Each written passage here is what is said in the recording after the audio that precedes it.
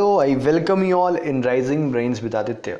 Students, आज आपके सामने जो लेक्चर है दैट इज सिटिंग अरेंजमेंट का, ठीक है, बेसिक्स ऑफ सिटिंग अरेंजमेंट।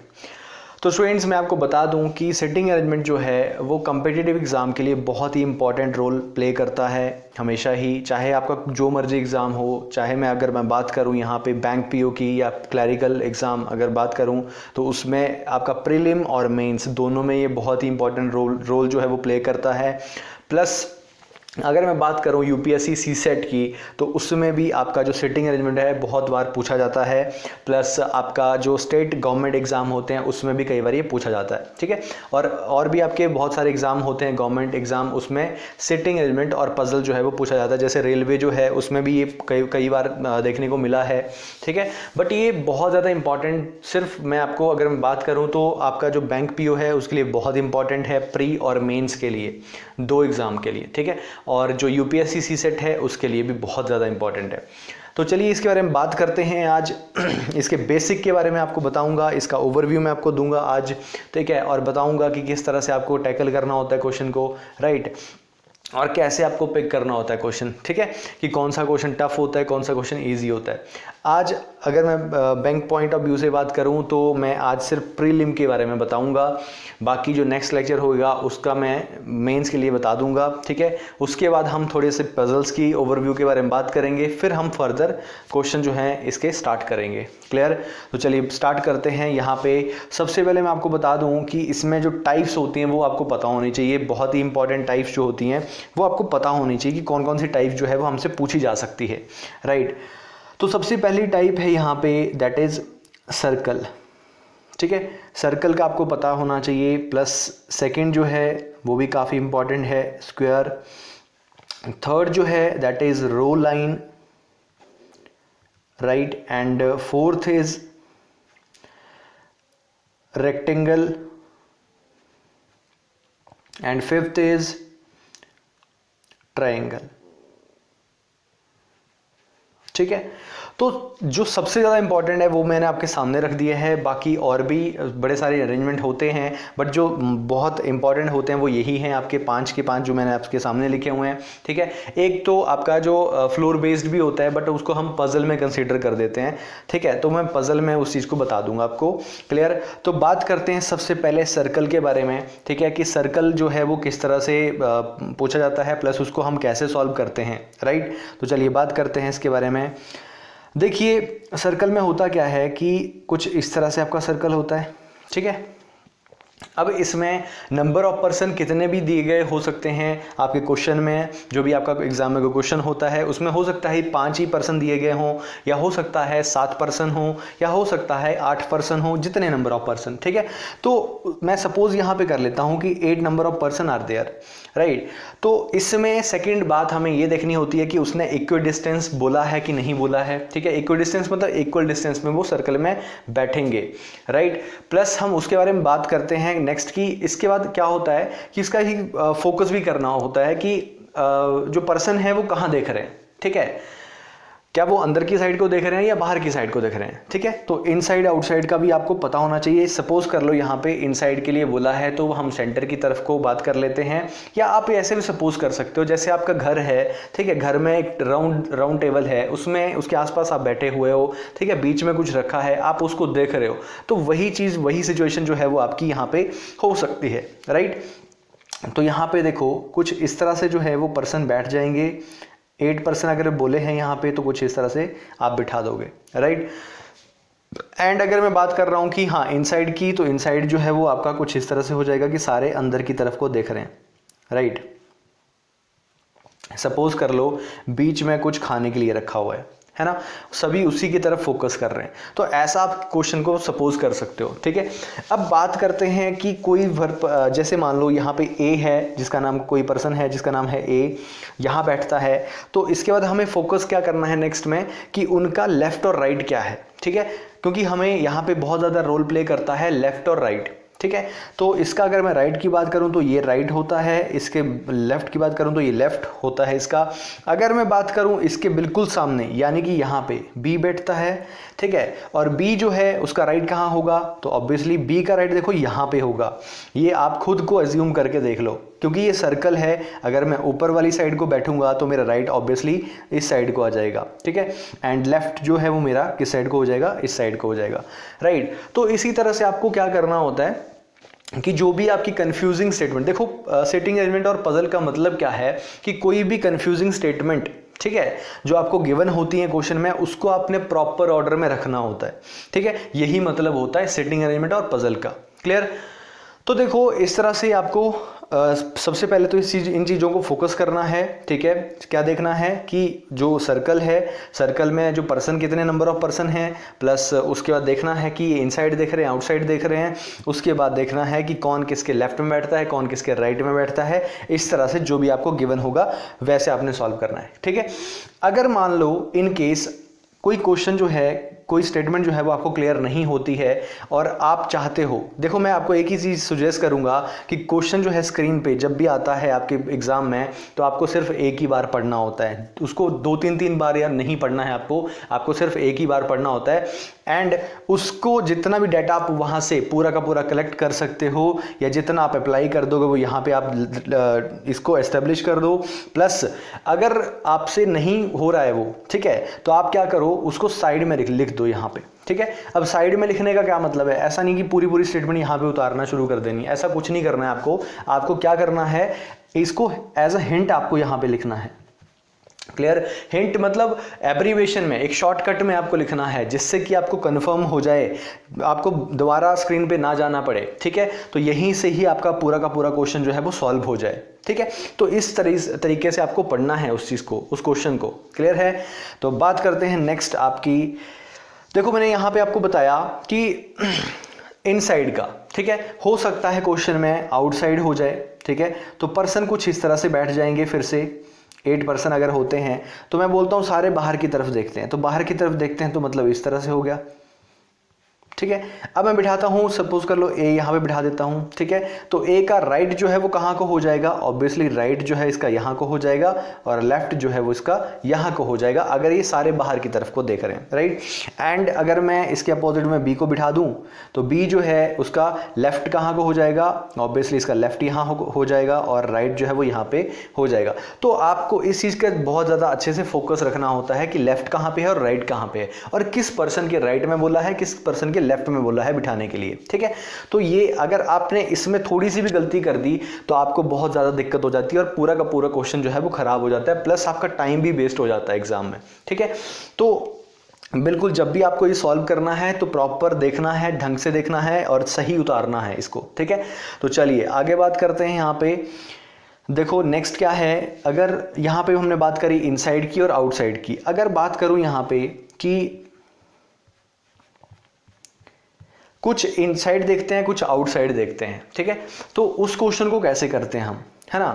देखो मैं क्वेश्चन तो आपको डेफिनेटली सारे के सारे करवाऊंगा, बहुत अच्छे अच्छे क्वेश्चन हम करेंगे, बट यहाँ पे मैं जस्ट बेसिक जो आपको बता रहा हूँ, क्योंकि कई बार क्या होता है जिन्होंने पहले से पढ़ा है वो तो उनके लिए तो ठीक है, कोई नया स्टूडेंट भी हमारे पास होता है, तो नए स्टूडेंट भी इस चीज़ को देखते हैं और फर्स्ट टाइम इसको लर्न कर रहे होते हैं, तो उनको भी डेफिनेटली पता लगना चाहिए इसके बारे में, राइट। तो चलिए देखो, अगर मैं बात करूँ some are facing inside and some are facing outside, right. तो अब ऐसे क्वेश्चन को क्या करना होता है, कैसे सॉल्व करना होता है, तो इस क्वेश्चन में बेसिकली क्या है कि हमें एक कंफर्म स्टेटमेंट ढूंढनी होती है पूरे आपके क्वेश्चन में। अगर सपोज कर लो कि वो कंफर्म स्टेटमेंट नहीं मिलती है बाय चांस, ठीक है, वैसे तो होती है बट इन केस नहीं होती, अगर कोई अच्छे लेवल का एग्जाम है तो वहां पे बहुत कम होती है वो चीज़, ठीक है। तो उसमें क्या करना होता है आपको कि आपको एक पॉसिबिलिटी बना के चलना होता है कि साथ साथ में एक दूसरी पॉसिबिलिटी भी आप बना लें, क्योंकि क्या होता है ना कि एग्ज़ाम में टाइम कम होता है हमारे पास, राइट। और दूसरी बात ये है कि अगर टाइम कम है तो हम ऐसा नहीं कर सकते कि हाँ जी इसमें हमने पहले पूरा सॉल्व कर लिया और बाद में ये बना नहीं और उसके बाद हम दूसरा स्टार्ट कर रहे हैं, तो ऐसा बिल्कुल नहीं करना है। आपको क्या करना है, इसको भी सॉल्व करना है प्लस इसको भी साथ साथ में चलाना है। हो सकता है ये कहीं रास्ते में गलत हो जाए, तो हो सकता है तो फिर ये सही हो जाएगा, ठीक है। तो ये चीज़ आपको करनी है जब भी कोई ऐसा क्वेश्चन होता है, पॉसिबिलिटी बना के चलना है इसको, ठीक है। तो इस तरह से मैंने आपको बता दिया कि कैसे सेटिंग करवानी है पर्सन की, ठीक है। तो अभी तो हमने फिलहाल सेटिंग की ही बात करी, ठीक है। और ये जो मैंने अरेंजमेंट आपको बताया, ये ही चीज़ें जो हैं वो बाकियों पे भी एप्लीकेबल होती हैं। जैसे आपका स्क्वायर हो गया, ठीक है, ट्राइंगल हो गया, रेक्टेंगल हो गया, या आपका रो एंड लाइन हो गया, ठीक है। उसका मैं एक एक एग्जाम्पल जो है वो आपको बता दूंगा अभी, ठीक है। बट अभी मैं एक चीज़ आपको और बता देता हूँ यहाँ पे कि हम सिर्फ अभी पर्सन की सेटिंग की बात कर रहे थे, ठीक है। तो होता क्या क्या है क्वेश्चन में कि एक तो पर्सन की सेटिंग हो जाती है, ठीक है। एंड दूसरा क्या होता है, इसमें वेरिएबल्स आते हैं। क्योंकि क्या होता है एग्जाम में, स्टूडेंट्स कई बार बोलते हैं, जैसे कि मेरे को स्पेशली ये स्टूडेंट्स ने ही बोला था कि इसकी वीडियो जो है वो हमें चाहिए, ठीक है। तो इसलिए मैं ये चीज़ बनाना शुरू कर रहा हूँ, ठीक है। तो एक्चुअल में होता क्या है कि जब एग्जाम में आप सॉल्व करते हो क्वेश्चन, तो स्टूडेंट को ये नहीं पता होता कि हमने कौन सा क्वेश्चन पहले पिक करना है, या सिटिंग अरेंजमेंट कौन सा पहले उठाना है, कौन सा टफ है, कौन सा ईजी है। तो स्टूडेंट्स मैं आपको बता दूं कि वो जो है वो आपको कैसे पता चलता है, वो आपको पता चलता है वेरिएबल से, ठीक है, या इनसाइड आउटसाइड की जो सिचुएशन आपको गिवन होती है, ठीक है। अगर सपोज कर लो क्वेश्चन में दिया है कि इनसाइड ही पर्सन देख रहे हैं सारे के सारे, और प्लस एक वेरिएबल आपके साथ दिया है। दूसरे क्वेश्चन में क्या दिया है कि सारे के सारे आउटसाइड देखते हैं, प्लस उसमें 3 वेरिएबल दिए हैं। तो आपको कौन सा उठाना होता है सबसे पहले, जिसमें एक वेरिएबल दिया है प्लस वो इनसाइड आपके देख रहे हैं, ठीक है। क्योंकि एक वेरिएबल जो है वो जल्दी सॉल्व होने वाला है, हालांकि आपका 3 वेरिएबल वाला जो है वो काफी टाइम लगाने वाला है, ठीक है। तो वेरिएबल का मतलब होता क्या है एक्चुअल में कि जैसे मान लो यहां पे मैं बात कर लेता हूं कि अगर पर्सन जो गिवन होंगे यहां पे, उनके फेवरेट कलर की बात हो सकती है, दूसरा इनके फेवरेट कार की बात हो सकती है, या इनके डेट ऑफ बर्थ की बात हो सकती है, ठीक है, या इनके प्रोफेशन के बारे में बात हो सकती है। मतलब कुछ भी हो सकता है जो क्वेश्चन में गिवन होगा, ठीक है। ये तो मैं आपको एग्जांपल लेके बता रहा हूं, बट क्वेश्चन में कुछ भी हो सकता है इस तरह का, तो उसको हम वेरिएबल बोल देते हैं, ठीक है। तो वेरिएबल पे डिपेंड करता है कि आपको कौन सा क्वेश्चन पहले उठाना है। पहली बात तो आपको प्रैक्टिस इसकी बहुत अच्छे से करनी होती है, प्लस फिर धीरे धीरे क्या होता है कि स्टूडेंट्स ऑटोमेटिकली इस चीज को सीख जाता है, ठीक है।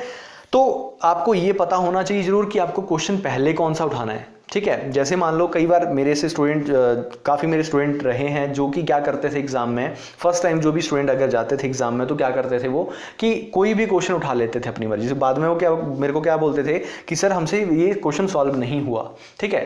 तो एक्चुअली में आपको मैं वही बताना चाहता हूँ कि मैं उनको भी वही बताता था कि आपको क्या करना है, ये चीज़ें नोटिस करनी है जो मैं अभी आपको बता रहा हूँ यहाँ पे, ठीक है। अगर ये नोटिस करते हो, इसके अकॉर्डिंग आप सॉल्व करते हो, तो डेफिनेटली आप कोई भी क्वेश्चन को जल्दी से जल्दी सॉल्व कर लोगे, राइट, ठीक है। तो चलिए, आपको आई होप यहां तक क्लियर हो चुका होगा। आगे हम बात करते हैं, नेक्स्ट क्वेश्चन है आपका ये स्क्वायर वाला।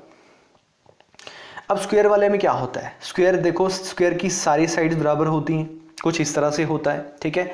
ड्राइंग पे मत जाना बिल्कुल भी, ठीक है, ये ऊपर नीचे हो सकता है, बट आप बिल्कुल समझ सकते हो यहाँ पे कि स्क्वायर जो है उसकी साइड जो है सारी बराबर होती हैं। तो उसमें सपोज कर लो 8 नंबर ऑफ पर्सन्स अगर बैठने के लिए बोलते हैं यहाँ पे, तो हमने किस तरह से बिठाना है। अब क्वेश्चन में लिखा होता है जब भी स्क्वायर या रेक्टेंगल या ट्राइंगल ऐसा कुछ होता है, तो उसमें एक कॉर्नर और एजेस की बात होती है, ठीक है। तो कॉर्नर का मतलब क्या होता है वो सभी को पता है, कोने की बात होती है। ये जो कोने दिए हुए हैं यहाँ पे, इनकी बात होती है, that is corner. But edges क्या होते हैं, अब कईयों के माइंड में होता है कि एजेस भी कॉर्नर ही तो होते हैं, but that is not the corner, ठीक है। वो एक्चुअल में क्या है, ये सारी लाइन की बात हो रही होती है, ठीक है। तो यहाँ पे क्या है, आपको यहाँ पे बोल रहा है वो बीच में एजेस पे, ठीक है। तो इस तरह से आप बिठा सकते हो, और इसमें भी वही सिचुएशन आपकी आ जाती है कि कौन कहाँ देख रहा है, इनसाइड देख रहे हैं या आउटसाइड देख रहे हैं, लेफ्ट कौन है, राइट कौन है, जो मैंने आपको सर्कल में बताया, ठीक है। वही चीज़ आपको यहाँ पे भी फोकस करनी है, राइट। तो इस तरह से क्या होता है कि जैसे मान लो पर्सन को बिठाना है, सिंपल पर्सन, ओनली पर्सन को बिठाना है, तो क्वेश्चन काफ़ी इजी होता है, वो जल्दी सॉल्व हो जाता है, और वो प्रीलिम एग्जाम में पूछा जाता है, ठीक है। बट कभी भी मेंस के एग्जाम में ऐसा कोई क्वेश्चन नहीं आता कि सिंपल पर्सन के ही बारे में आपको बोला हुआ कि उन्हीं को बिठाना है, ठीक है, क्योंकि उसमें वेरिएबल्स पक्का होते ही होते हैं, ठीक है। अब देखो यहाँ पे, जैसे मैंने यहाँ पे क्या बोला कि पर्सन को बिठा दिया अगर, तो क्वेश्चन काफ़ी इजी होता है। अगर मैं यहाँ पे वेरिएबल्स को अटैच कर दूँ साथ साथ में, तो क्या होगा, क्वेश्चन थोड़ा सा ट्रिकी हो जाएगा, राइट। तो इस तरह से लेवल ऑफ क्वेश्चन जो है वो आप पता कर सकते हो, क्लियर। तो चलिए नेक्स्ट बात करते हैं यहाँ पे। नेक्स्ट है आपका रेक्टेंगल, रेक्टेंगल में क्या है, सेम आपका उसी की तरह जो हमने स्क्वायर में देखा अभी, कॉर्नर्स, ठीक है, और एजेस, ठीक है। अब इसमें भी इनसाइड, आउटसाइड, लेफ्ट, राइट, ये आपको ध्यान रखना है। एंड अगर बोला है नंबर ऑफ पर्सन, जितने भी बोले होंगे वो उसके अकॉर्डिंग आप बिठा दोगे वहां पे, प्लस उसका ये देखना है कि वेरिएबल्स दिए हैं कि नहीं दिए हैं, ठीक है। अगर दिए हैं तो उसी तरीके से आपको सॉल्व करना है, अगर नहीं दिए हैं तो इजीली क्वेश्चन सॉल्व हो जाएगा, राइट। चलिए नेक्स्ट बात करते हैं। यहाँ पे नेक्स्ट है आपका ट्राइंगल, ठीक है। अब ट्राइंगल में क्या है, कुछ इस तरह से ट्राइंगल होता है, राइट। तो इसमें भी क्या है, कॉर्नर्स और एजेस, ठीक है। तो इसमें भी क्या करना है ध्यान, कि आपको जो क्वेश्चन में लिखा होगा इनसाइड, आउटसाइड, लेफ्ट, राइट, ठीक है, कॉर्नर के लिए क्या बोला है, एजेस के लिए क्या बोला है, ठीक है, वो सारी चीजें आपको नोटिस करनी होती हैं एंड उस तरह से क्वेश्चन को सॉल्व करना होता है। क्लियर है? तो इतना आपको आई होप पता लग रहा होगा, ठीक है। ये सारी चीज़ें आप रिलेट कर सकते हो सर्कल के साथ कि इनसाइड देखना है, आउटसाइड देखना है, क्वेश्चन में क्या लिखा है डिपेंड करता है, ठीक है। तो इस तरह से आप इस चीज़ को रिलेट कर लो। और बाकी हम बात करते हैं नेक्स्ट जो है आपका रो लाइन। अब रो लाइन क्या है, रो लाइन में क्या होता है कि एक लाइन में पर्सन को बिठाना, ठीक है। तो उसमें क्या, अब इसमें इनसाइड और आउटसाइड का कोई रोल नहीं होता। इसमें क्या रोल होता है, इसमें होता है नॉर्थ साउथ का या ईस्ट और वेस्ट का। क्लियर है? तो नॉर्थ और साउथ की अगर मैं बात करूं, तो अगर डायरेक्शन की फॉर्म में अगर मैं बात करूं तो यहाँ पे नॉर्थ होता है टॉप पे और बॉटम में होता है आपका साउथ, और यहाँ पे होता है ईस्ट और यहाँ पे होता है वेस्ट। क्लियर? तो अगर उसने बोला है क्वेश्चन में कि एक लाइन है, एक रो है जिसमें कि 5 पर्सन बैठते हैं, जिसका इस तरह से हम बिठा सकते हैं, और ये सारे पर्सन जो हैं वो कहाँ देखते हैं, नॉर्थ देखते हैं। तो नॉर्थ देखते हैं मतलब उनका फेस किस साइड को होएगा, इस साइड को होएगा, इस तरह से, राइट। तो इस तरह से आप बना सकते हो। प्लस अगर मैं बात करूं कि इनके एंड्स की, तो इनको हम क्या बोलते हैं, एक्सट्रीम एंड्स, राइट। कि एक्सट्रीम एंड, अगर उसने बोला होगा कि B is sitting at the extreme end of the row, ठीक है, तो वो यहाँ पे या यहाँ पे कहीं भी बैठ सकता है। क्लियर? और इसमें आपको पता है कि लेफ्ट और राइट का भी ध्यान रखना होता है, ठीक है, बट इसमें इनसाइड और आउटसाइड का कोई रोल नहीं होगा। क्लियर है? तो ये इस तरह से आप बना सकते हो। प्लस इसमें एक और चीज होती है कि सेकेंड रो अगर गिवन होती है, ठीक है, तो सेकेंड रो का क्या मतलब है, थोड़ा सा मैं आपको यहां पे बता देता हूं।